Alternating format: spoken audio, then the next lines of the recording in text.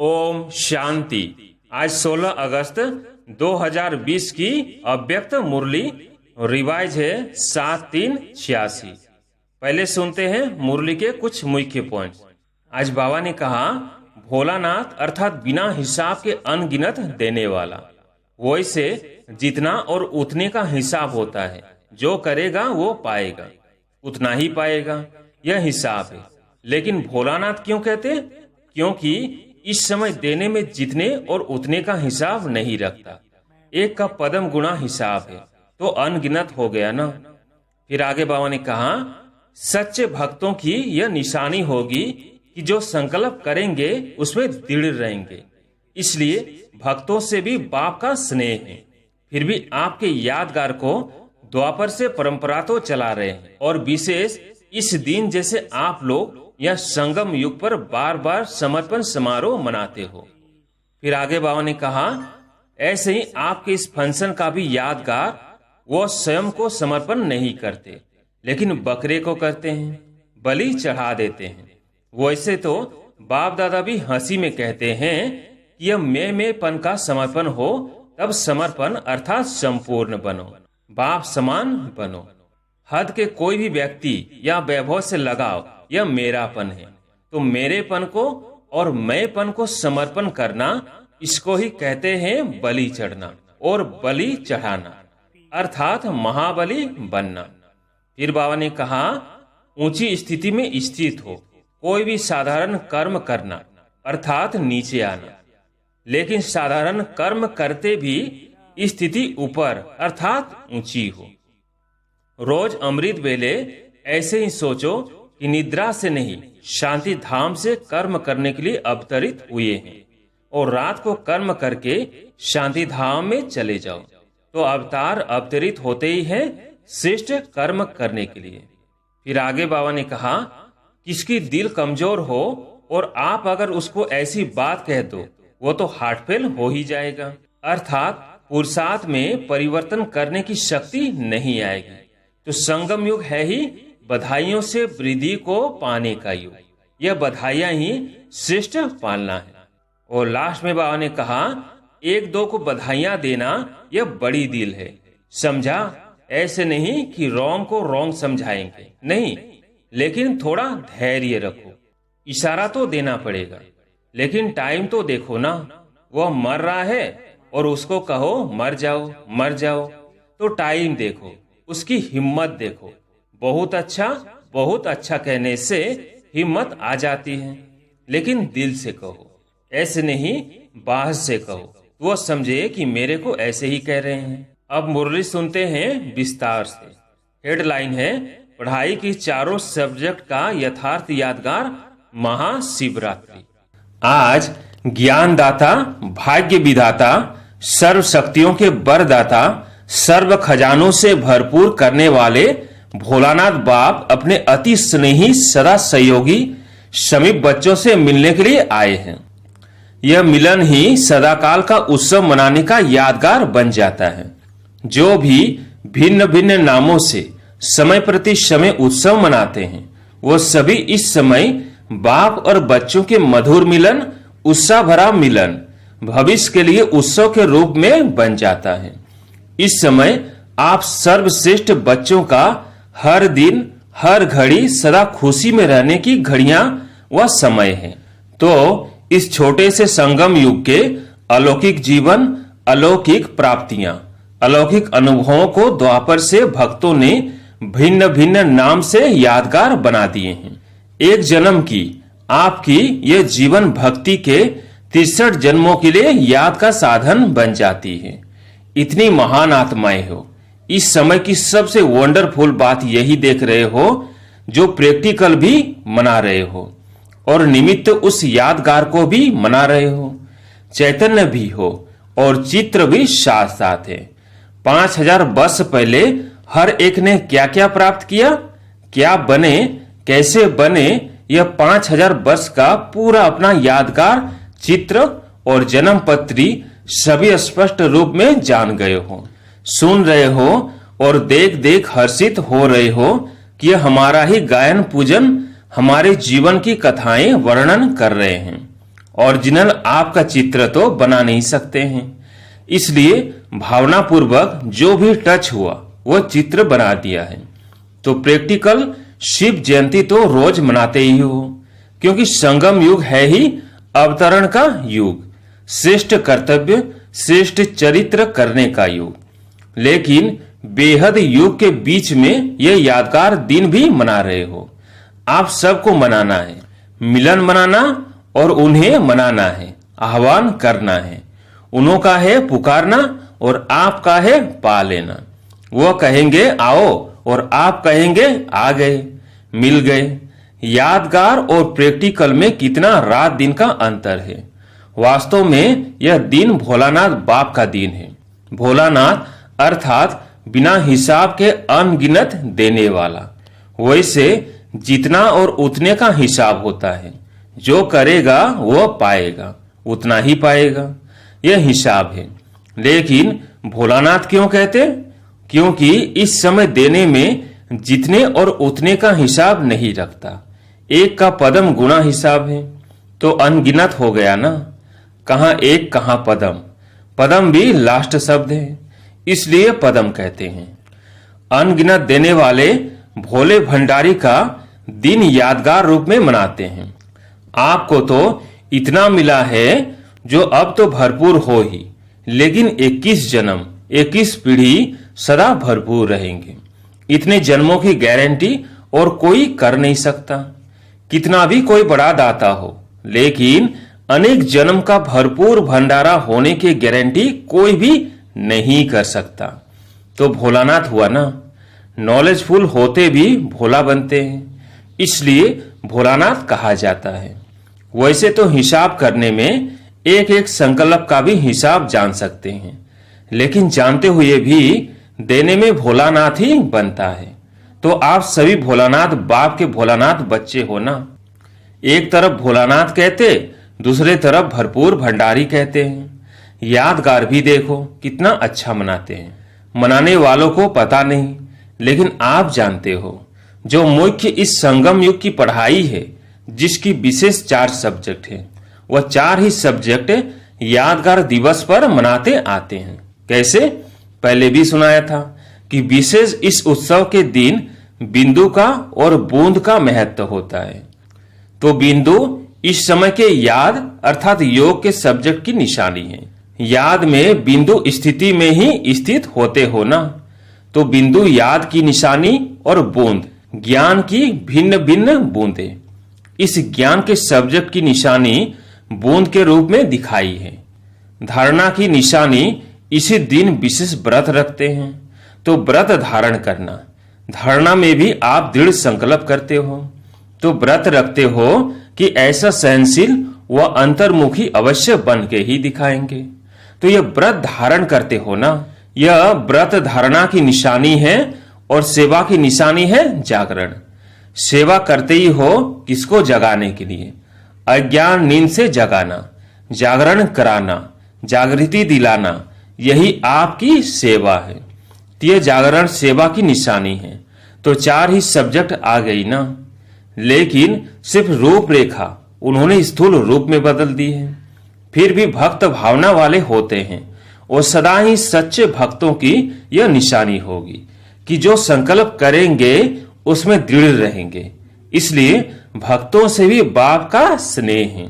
फिर भी आपके यादगार को द्वापर से परंपरा तो चला रहे हैं, और विशेष इस दिन जैसे आप लोग यहाँ संगम युग पर बार बार समर्पण समारोह मनाते हो, अलग अलग भी मनाते हो। ऐसे ही आपके इस फंक्शन का भी यादगार वो स्वयं को समर्पण नहीं करते, लेकिन बकरे को करते हैं, बलि चढ़ा देते हैं। वैसे तो बाप दादा भी हंसी में कहते हैं कि यह मैमेपन का समर्पण हो, तब समर्पण अर्थात संपूर्ण बनो, बाप समान बनो। जैसे ब्रह्मा बाप ने पहला कदम क्या उठाया? मैं और मेरापन का समर्पण समारोह माना।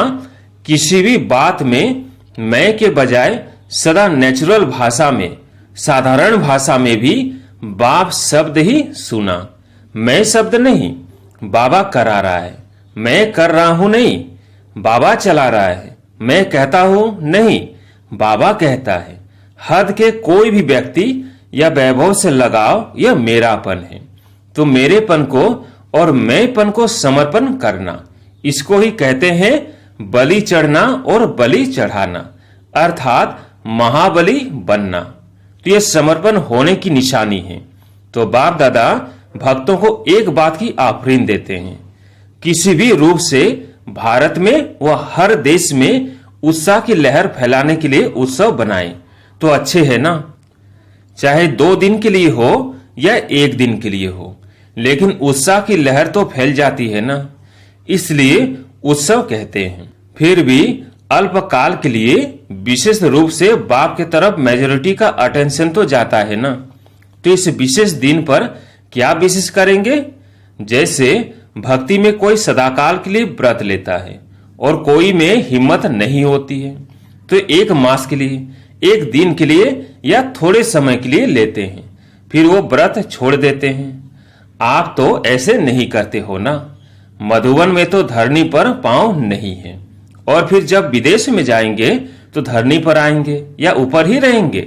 सदा ऊपर से नीचे आकर कर्म करेंगे या नीचे रहकर कर्म करेंगे?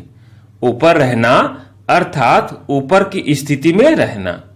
ऊपर कोई छत पर नहीं लटकना है, ऊंची स्थिति में स्थित हो कोई भी साधारण कर्म करना अर्थात नीचे आना।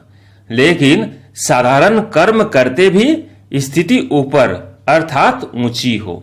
जैसे बाप भी साधारण तन लेता है ना, कर्म तो साधारण ही करेंगे ना। जैसे आप लोग बोलेंगे वैसे ही बोलेंगे, वैसे ही चलेंगे। तो कर्म साधारण है, तन ही साधारण है, लेकिन साधारण कर्म करते भी स्थिति ऊंची रहती। ऐसे आपकी भी स्थिति सदा ऊंची हो। जैसे इस दिन को अवतरण का दिन कहते हो ना, तो रोज अमृत वेले ऐसे ही सोचो कि निद्रा से नहीं शांति धाम से कर्म करने के लिए अवतरित हुए हैं, और रात को कर्म करके शांति धाम में चले जाओ। तो अवतार अवतरित होते ही हैं श्रेष्ठ कर्म करने के लिए। उनको जन्म नहीं कहते हैं, अवतरण कहते हैं। ऊपर की स्थिति से नीचे आते हैं, यह है अवतरण। तो ऐसी स्थिति में रहकर कर्म करने से साधारण कर्म भी अलौकिक कर्म में बदल जाते हैं। जैसे दूसरे लोग भी भोजन खाते और आप कहते हो ब्रह्मा भोजन खाते हैं, फर्क हो गया ना। चलते हो लेकिन आप फरिश्ते के चाल चलते, डबल लाइट स्थिति में चलते, तो अलौकिक चाल अलौकिक कर्म हो गया। तो सिर्फ आज का दिन अवतरण का दिन नहीं, लेकिन संगम युग ही अवतरण दिवस है। आज दिन आप लोग बाप दादा को मुबारक देते हो, लेकिन बाप दादा कहते हैं पहले आप। अगर बच्चे नहीं होते तो बाप कौन कहता? बच्चे ही बाप को बाप कहते हैं। इसलिए पहले बच्चों को मुबारक। आप सब बर्थडे का गीत गाते हो ना, हैप्पी बर्थडे टू यू। बाप दादा भी कहते हैं happy birthday to you. Birthday की मुबारक तो बच्चों ने बाप को दी, बाप ने बच्चों को दी, और मुबारक से ही पल रहे हो। आप सब की पालना ही क्या है? बाप की परिवार की बधाइयों से ही पल रहे हो। बधाइयों से ही नाचते गाते पलते उड़ते जा रहे हो। यह पालना भी वंडरफुल है। 1-2 को हर घड़ी क्या देते हो? बधाइयां हैं, और यही पालना की विधि है। कोई कैसा भी है वो तो बाप दादा भी जानते हैं, आप भी जानते हो कि नंबर वार तो होंगे ही। अगर नंबर वार नहीं बनते फिर तो सतयुग में कम से कम 1.5 लाख तख्त बनाने पड़े। इसलिए नंबर वार तो होने ही है, तो नंबर वार होना है। लेकिन कभी कोई को अगर आप समझते हैं कि यह रॉन्ग है, यह अच्छा काम नहीं कर रहा है, तो रॉन्ग को राइट करने की विधि या यथार्थ कर्म नहीं करने वाले को यथार्थ कर्म सिखाने की विधि, कभी भी उसको सीधा नहीं कहो कि तुम तो रॉन्ग हो। यह कहने से वो कभी नहीं बदलेगा। जैसे आग बुझाने के लिए आग नहीं जलाई जाती है, उसको ठंडा पानी डाला जाता है। इसलिए कभी भी उसको पहले ही कहा कि तुम रॉन्ग हो, तुम रॉन्ग हो, तो वो और ही दिल शिकस्त हो जाएगा। पहले उसको अच्छा अच्छा कह करके थमाओ तो सही। पहले पानी तो डालो, फिर उसको सुनाओ कि आग क्यों लगी। पहले यह नहीं कहो कि तुम ऐसे हो, तुमने क्या किया, यह किया। पहले ठंडा पानी डालो, पीछे वो भी महसूस करेगा कि हाँ, आग लगने का कारण क्या है और आग बुझाने का साधन क्या है। अगर बुरे को बुरा कह देते तो आग में तेल डालते हो। इसलिए बहुत अच्छा कह करके पीछे उसको कोई भी बात दो तो उसमें सुनने की, धारणा करने की हिम्मत आ जाएगी। इसलिए सुना रहे थे कि बहुत अच्छा यही बधाइयां हैं। जैसे बाप दादा भी कभी किसको डायरेक्ट रॉन्ग नहीं कहेगा, मुरली में सुना देगा राइट क्या है, रॉन्ग क्या है। लेकिन अगर कोई सीधा आकर पूछेगा भी कि मैं रॉन्ग हूं तो कहेगा नहीं, तुम तो बहुत राइट हो, क्योंकि उसमें उस समय हिम्मत नहीं होती है। जैसे पेशेंट जा भी रहा होता है, आखिरी सांस होता है, तो भी डॉक्टर से अगर पूछेगा कि मैं जा रहा हूं तो कभी नहीं कहेगा हाँ जा रहे हो, क्योंकि उस टाइम हिम्मत नहीं होती। किसकी दिल कमजोर हो और आप अगर उसको ऐसी बात कह दो वो तो हार्ट फेल हो ही जाएगा, अर्थात पुरुषार्थ में परिवर्तन करने की शक्ति नहीं आएगी। तो संगम युग है ही बधाइयों से वृद्धि को पाने का युग। यह बधाइयां ही श्रेष्ठ पालना है। इसलिए आपके इस बधाइयों की पालना का यादगार जब भी कोई देवी देवता का दिन मनाते हैं तो उसको बड़ा दिन कह देते हैं। दीपमाला होगी, शिवरात्रि होगी तो कहेंगे आज बड़ा दिन है। जो भी उत्सव होंगे उसको बड़ा दिन कहेंगे, क्योंकि आपकी बड़ी दिल है तो उन्होंने बड़ा दिन कह दिया है। तो एक दो को बधाइयां देना यह बड़ी दिल है, समझा। ऐसे नहीं कि रॉन्ग को रॉन्ग समझाएंगे, नहीं, लेकिन थोड़ा धैर्य रखो। इशारा तो देना पड़ेगा, लेकिन टाइम तो देखो ना, वो मर रहा है और उसको कहो मर जाओ मर जाओ, तो टाइम देखो, उसकी हिम्मत देखो। बहुत अच्छा कहने से हिम्मत आ जाती है, लेकिन दिल से कहो, ऐसे नहीं बाहर से कहो तो वो समझे कि मेरे को ऐसे ही कह रहे हैं। यह भावना की बात है। दिल का भाव रहम का हो तो उसके दिल को रहम का भाव लगेगा। इसलिए सदा बधाइयां देते रहो, बधाइयां लेते रहो। यह बधाइयां वरदान जैसे आज के दिन की गायन करते हैं।